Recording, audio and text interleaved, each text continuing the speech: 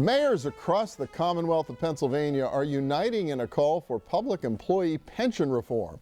And they've got plenty of company. Not only the Pennsylvania League of Municipalities and the Coalition for Sustainable Communities are weighing in, so are many business organizations. The issue?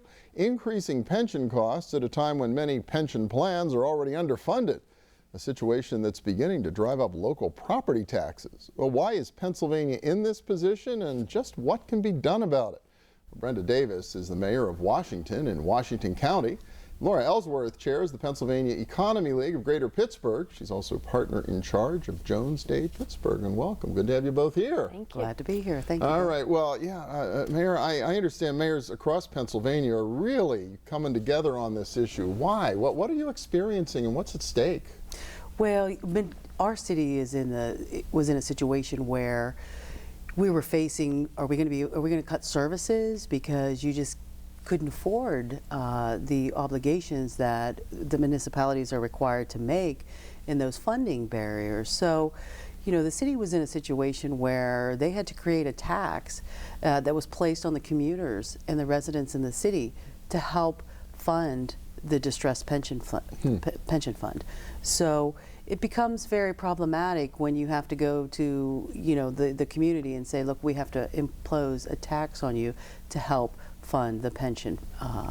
And then what? It becomes a tax that you have to impose that maybe surrounding municipalities do not. So then it's yet another reason why you don't want to be located in Washington or Pittsburgh or any of these other communities that are facing this issue. Exactly. And as I understand it, Laura, there are a lot of communities in Pennsylvania that are facing this issue. There are a lot of them. About a third of citizens of Pennsylvania live in a community that has a distressed pension plan. And of the 67 counties in Pennsylvania, 66 have at least one distressed municipal plan. One in almost every county in the state. That's astounding. At least one in every county, and many of the major cities of Pennsylvania are those that are facing the most severe problems. The way the pension plans currently exist and their underfunded status, they are presenting financial challenges that just can't be sustained by tax burden. So, for example, if you look both at the state, the teachers and the state workers and the municipal workers, it's over $60 billion in unfunded liabilities. And within 4 years, it's going to be over $70 billion.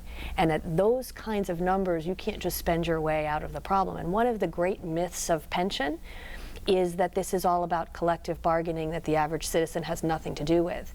In fact, the fundamental pension issues are determined by state law, state statute, over which every one of your viewers, their legislators, all have to vote on those issues. And I don't know about you, but when I read the newspaper and I get to the pension story, I close my eyes and skip to the next story. And citizens can't do that. You have to look. There are reforms being talked about right now at the state level, and there are reforms at the municipal level.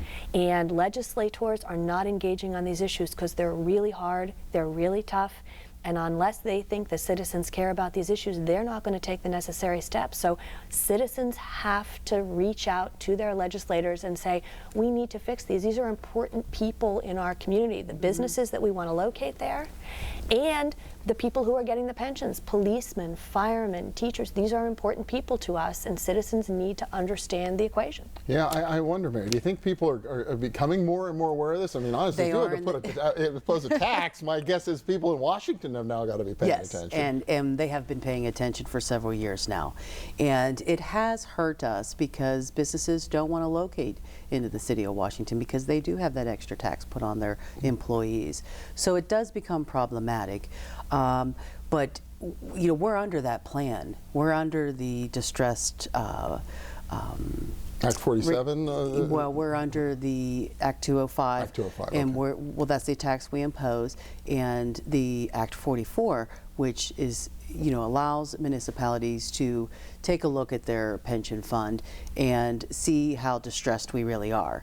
You know, in 2009, we were 63% funded. So, you know, with the police and the fire pensions, the obligation that the city needed to come up with to help fund those, the money just wasn't there.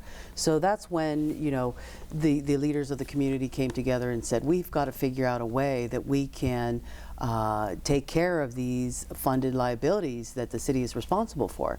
So putting that tax on there has raised awareness to the folks that work into the city and that also live there, because it's now their money that they're not able to spend and use the way they choose to. Sure. Well, and I guess only a few seconds left, but I know there's talk about possibly something happening this month, but during the budget, but maybe later this year. I guess now's the time to weigh in if people care about this issue. Now's the time to weigh in. Like never before, there are a lot of proposals that are floating. There are a lot of votes that are going to come up, and if you want your legislator to vote, you need to weigh in. And the book that I brought with me, if you don't like pensions and you don't know anything about them, we brought a book. If you don't read anything else, read this book. It's very conversational. It's called While America Aged by Roger Lowenstein, and it's oddly enough, good reading around the pool. Okay, Right. very good. Summer reading, While America Aged, a really, really important issue to everybody in the Commonwealth. Brenda Davis, the Mayor of Washington, Laura Ellsworth from Jones Day and the Pennsylvania Economy League. Thank you both so much. Thanks for your Thank time. you, Bill. Yeah. Next up, more women are starting businesses and making it to the corner office. And as a result, they need better business and personal financial advice. We'll have a few tips when our region's business returns. Stay with us.